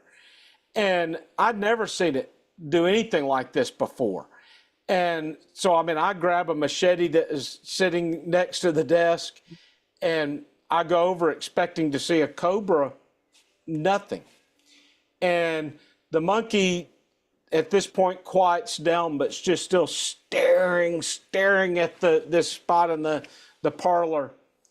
And then it's just, that's it, it's gone. And I never saw anything. Well, the next day when we head out to the village, and as I say, the longer story, a whole lot more involved, but we ended up having trouble with our Land Rover, completely unexpected trouble, something that shouldn't have occurred. And when I think at this point, we're probably about 5 or 6 miles out from the village, and some villagers pass on their way to a market. And they said, "Oh, we heard that you were coming today." Well, that was a red flag, because how could they have heard we were coming? Nobody knew we were coming. We didn't even know for sure that we were coming. And I said, "Well, who did you hear that we were coming? Or how did you hear this?" And they said, "Oh, now I got to think of his name. I think it was Hosea, I think. Hosea said you were coming." Well, that was the village witch doctor, which at that time, we didn't really know he was the witch doctor, but had speculation. And I just thought, well, this is interesting. How did he know this?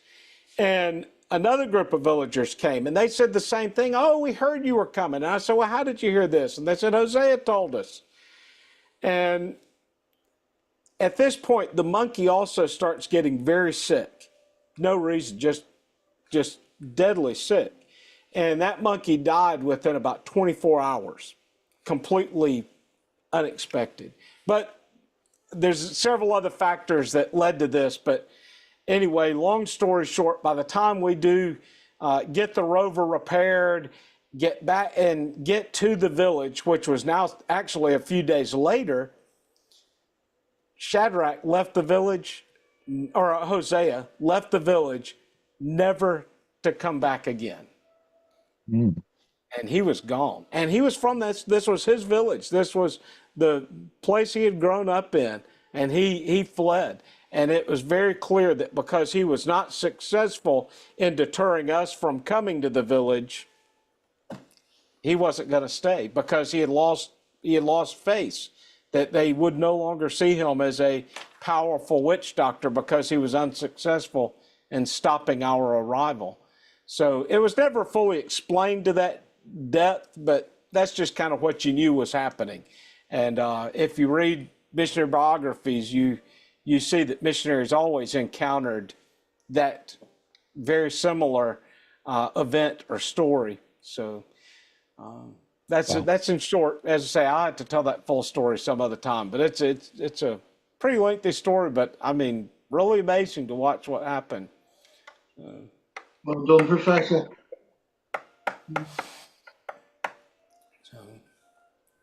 Let's see.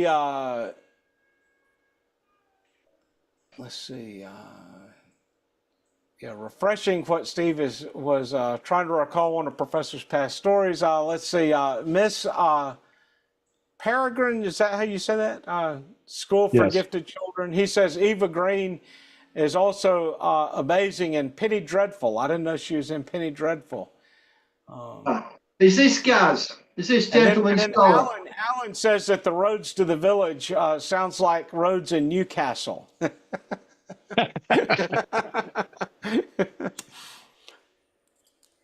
He's not wrong. 2 hours to drive 12 miles. No, the lovely people up there. I used to work up there a lot. But pronounced as Newcastle rather than Newcastle. But Hexham and around there, and going fishing on the Croquet.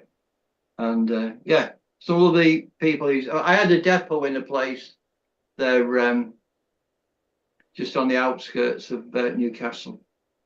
Yeah, The roads were so rough in the village. You know, now some people, Americans especially, will give Land Rovers a bad name, saying, oh, they break down all the time. Well, my experience, yes, we had problems with ours breaking down, but it's because of the extreme roads we were driving. And everything, anytime it broke down, it's very clear it was because of the difficulties of the road. But that's a part of why I bought the Jeep to ship over to Nigeria, was to have that backup vehicle. And some would say, well, why not buy a vehicle in Nigeria? Well, it's because you can't really find reliable vehicles in Nigeria that are used. If you're going to buy something new, you're going to pay an exorbitant amount of money for a new vehicle in Nigeria. But there's nothing to protect the buyer in Nigeria buying a used vehicle. So the best description, if you've ever seen the Andy Griffith show, when Barney buys a car from the scammers, that's what it's like. You know, you might have the transmission full of sawdust to keep it from knocking, and once you bought it, you're responsible for it, not the person who sold it to you. So that's why I bought the Jeep, was to really have as a secondary backup to the Rover. And I did have a 56 Willys pickup truck, but again, it was a 56, so it was old, and the brakes half the time didn't work. So I just used it around the farm, and I always kept it in low 4, so I wasn't building up great speed. And when I would get it to where I wanted it to be, I would just let the clutch out, and that's where we would stop. So, let the clutch out, turn the ignition off, and there we were.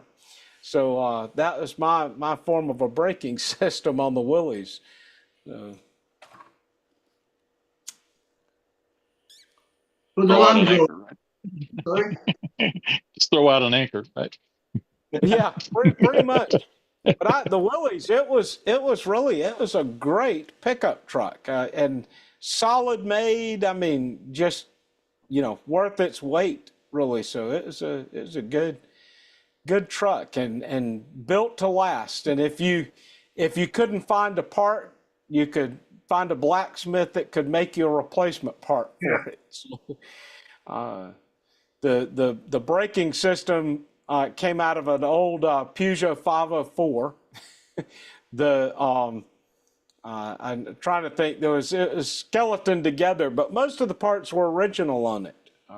So I think the transmission, it had gotten shot, and they had used gears out of a Bedford truck to replace the gears in the transmission. So it shifted a little rough, but it still did the job.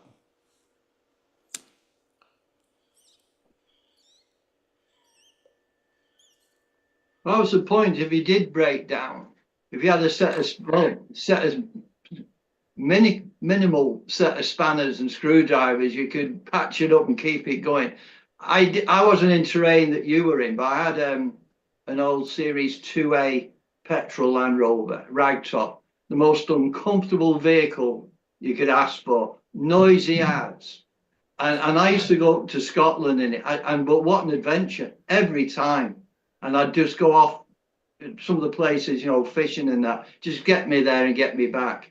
But yeah, and you feel like you've been potato picking by the time you get back from a road trip like that. But what an adventure! Just couldn't relate it. Now is that the same Rover that they had in the Gods Must Be Crazy? I love that film. It was it was being used on an estate. There's old cartridges in the box underneath the passenger seat. The thing here was petrol, and although I enjoyed smoking the pipe, the petrol tank was underneath the driver's seat. If you overfilled it, you got petrol going on the forecourt. It was one of those. But what a vehicle!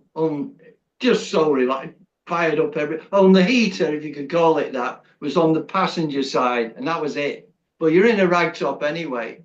But yeah, happy days, very happy days. Now, my first years in Nigeria, I had a 76 Ford Bronco. They had been shipped over to Nigeria by the U.S. government for the Nigerian military, and that still, I'll say, was the best off-road vehicle I've ever had. That was the first vehicle that I had in high school was a 72 Ford Bronco with the V8, which was far more power than you ever needed in a Bronco.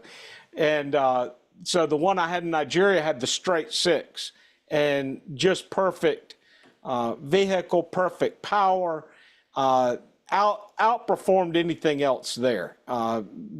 Better than the Land Rovers. I mean, I could climb mountains and stuff that I could never have climbed with the Rover, but I didn't have the space inside. The Bronco's pretty small, off-road vehicle really, but it did have a higher space underneath the chassis, didn't it, than the Land Rover? I think it was a bit higher up. No, the 76 was about the same. The 72 was jacked up. It wasn't lifted, but it had big tires. So its fender walls had to be cut out to take the tires. But the 76, it was just standard. And I think it was about the same size as the Rover. There's a program when I was a kid. I was at Cheyenne Bodie, and he had this Bronco.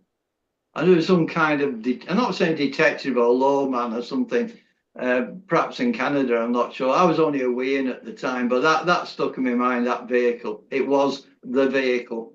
Yeah. Did it have a song that went with the program? Probably not. Well, if they did, I cannot remember it fully enough. But you do take me back to Wagon Train and Ward Bond and the Rawhide, flipping heck. Rowdy Yates. Is there anyone here? Chris will probably remember them. Wagon Train. And Ron remembers. Yeah. Rawhide, Wagon Train. Clint Eastwood. Mm-hmm. And there was The Mushy. young. He had the chow wagon, and it was beef and beans every night. What a combination! And Is then that Will Greer or was that Walter Brennan? I can't remember which. oh boy, you've got the Mushy, the Oh, cook. right. I can see him, but I don't know his name. But yeah, I think where they got Blazing Saddles from.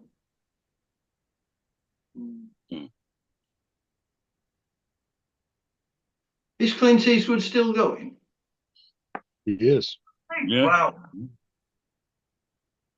Piper X1X says he got a message from Mark Backcountry Piper, and he sat in the middle of a lake catching huge trout. Well, my heart bleeds, you can tell him. I hope they're on dries and emerges. He's not using wet fly. You've got to fish properly. Pilgrim Piper says, greeting from the plant in West Texas. I actually seen that episode recently. The old lady who sold her car to Barney was Grandma Walton. I realized that now. She was the grandmother from the Waltons. But yeah, I knew there was something up with her. She probably had something from the Baldwin sisters too, some of the grandpa's recipe.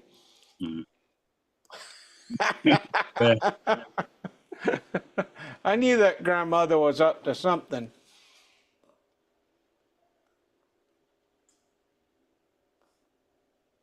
They've been showing reruns of the Hillbillies.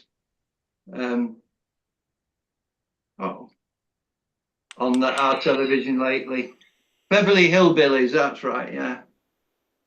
And crikey, again, school watching those, and they're still fresh. They're still entertaining. Probably more so now, I think.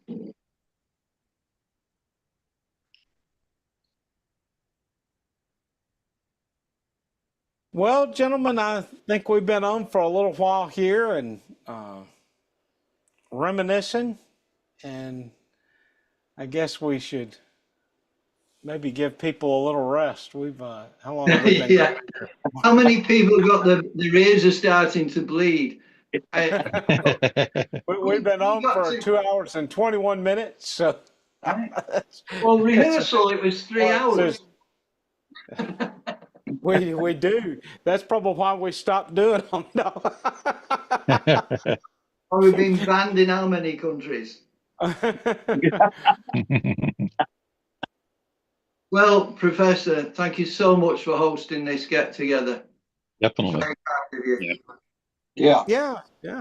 Loved it. So Firstly, it's listen to some of the. good to see a few of the regulars, and I hope we can come back again soon. I can't promise next month, but maybe we can get back in here at some other point, and we can watch the Falcon Friday grow a little bit.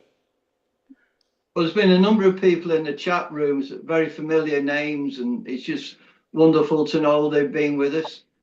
And obviously, hopefully, a few more. We'll look forward to the story of the checkered man. Yeah, well, now that story's up there. Oh, well, I know, but anyway, so you have to find it. That's part of the fun, isn't it? Yeah, I think that's how it's listed, the story of the checkered man. So. Oh, right. Well, there you go. Yeah, at the time I couldn't find one of my books was missing, and now one of my journals, but now I have that journal, and this is a journal that I have a lot of my strange encounters and stories in, and let's see here. I have tucked away in here a picture of the checkered man. Awesome. Mm-hmm. As described to me, so.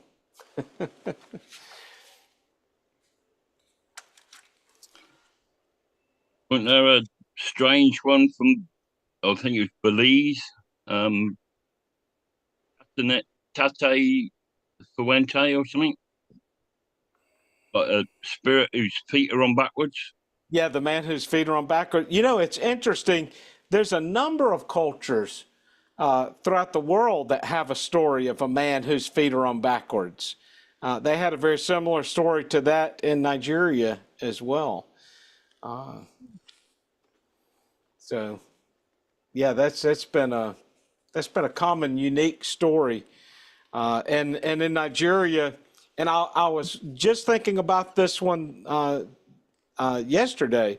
Is I have a recording, video recording of one of the villagers in Nigeria talking about these demon-like creatures that lived around the village. But he tells the whole story in Hausa. And I was thinking, I wonder if I drop this story into YouTube, if they can do an auto-translate from Hausa into English. I don't know. It'd be interesting to see if it'll do that, because it's a story really worth hearing, because I had the story come from at least two different villagers. I know I filmed the man. I might have filmed another villager tell the story too, and to see how their stories compare. But if it does auto-translate, I may put a part of that story of him telling it in. But the story, the gist of it was that it originated from a man long time ago in the village who was throwing a party, and none of the villagers would come to his party. So he went to these wild men that lived out from the village and invited them to come.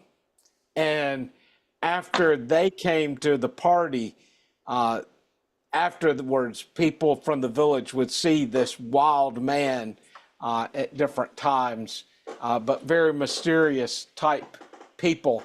And they always wore this this riga, this shirt that is like a different colored, I think, I want to say maybe like a blue striped type shirt. But anyway, so I've forgotten a part of the story now, but I'd have to go back and pull his up. And I know I wrote it down too in my journal, but anyway, there's a lot of interesting encounters. Yes, sir. I guess we're wrapping up, but there's one thing. I've heard from Doc Hatfield, Preacher Man Piper, talking of stalwarts from years gone by, and I know he took a back seat for a while, but have you been in touch with him? I heard from him maybe last month. Ron might know more of Doc than I do. Oh, I see him on Facebook once in a while. He'll put a post on Facebook from time to time. So I know I got a text message from him not too long ago. I guess it was maybe probably about a month ago, I think. Well, we're thinking about him. A lot of times he'll send a text message, "How are you doing?" I'll respond and I'll ask how he's doing, and I won't hear back from him. So that's but I know he's still with us. So he is still there. Good. I think really as far as I know, the last time he was on YouTube was when we had him on the Pith Helmet Matinee, and that was sort of an impromptu. He didn't know what he had gotten himself into, because we didn't really invite him for a Pith Helmet. We just invited him, and we just started recording, and we had him in. So that was a good fellowship, because we did reminisce over one or two or more of his stories, some of which he wasn't keen on us repeating, especially of his episodes in Germany. Yeah. Mhm. There you go. So, well, brothers and sisters, I think with 2.5 hours, if you were here for the whole thing, God bless you. So it's been great being with everybody today and just catching up and Well, do you know, you just reminded me, when we used to do the Pith Helmet Matinee, we were concerned that we get to a point like this and think that anyone's fallen asleep yet. So that's when we introduced the canon at the end, wasn't it? Just with state of awareness. Well, there you go. Happy days. That's what I'm talking about. Yeah. Yeah, maybe I need Ron to go out and record us a new cannon blast. There you go. I borrowed that cannon blast from another YouTube channel, and I was always afraid that one day somebody was going to object to that cannon blast. That was a cracker. Well, thank you again, Professor. Thanks, everyone. Enjoyed your Definitely. fellowship. It's been a Good long seeing time. everybody. Well, Yeah. there you go. Yeah, I Yeah, it's really been a long enjoyed time. this. Good to see everybody. Everybody's looking healthy and well, and so.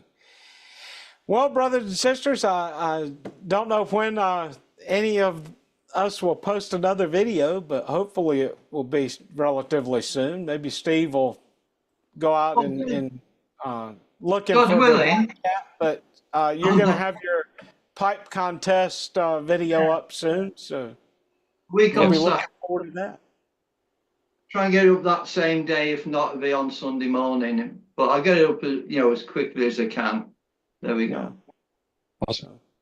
All right, everybody. Well, it's great to have you with us, and we will catch you later. So, All right. Sounds God good. bless. Yeah. Take care. Thank you very much.